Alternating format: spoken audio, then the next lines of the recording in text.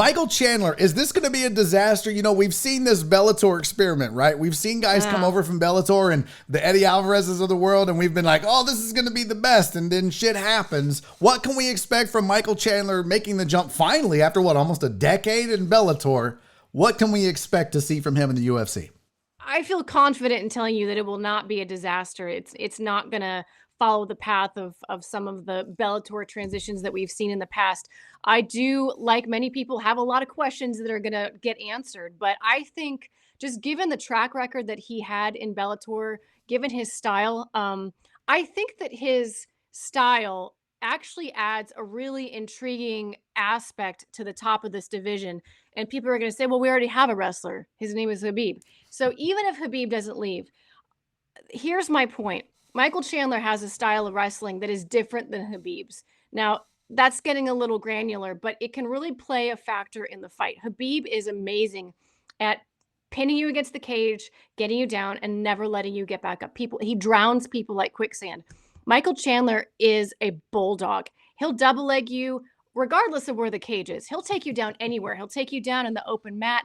He swings hammers. His hands are way better than Habib, especially Habib of old. Although I say that his performance against Justin Gaethje, which was incredible, so maybe I'm not giving him enough credit, which he should get.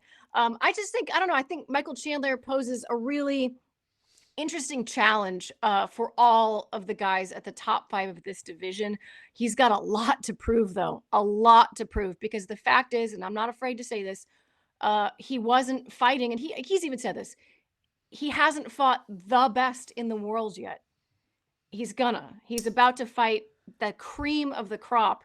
Now, do I think he's going to sink or swim? I think he's going to swim, but we'll see how far he swims. Well, and what a way to start off, right? You got Dan Hooker. Oh. This boy. He didn't get any favors from Dana White and Mick Maynard and the matchmakers in the UFC. They threw him into the Sharks right away.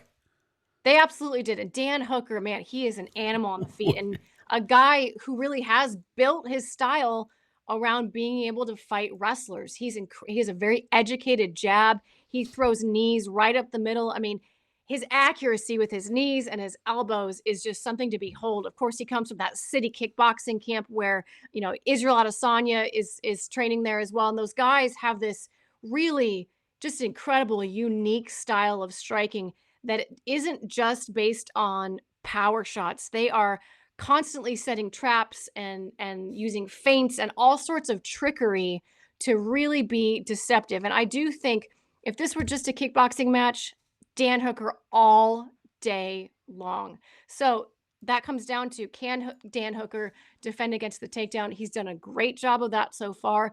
I just wonder if those blast doubles of Michael Chandler, all it takes is one per round or one at all to end the fight.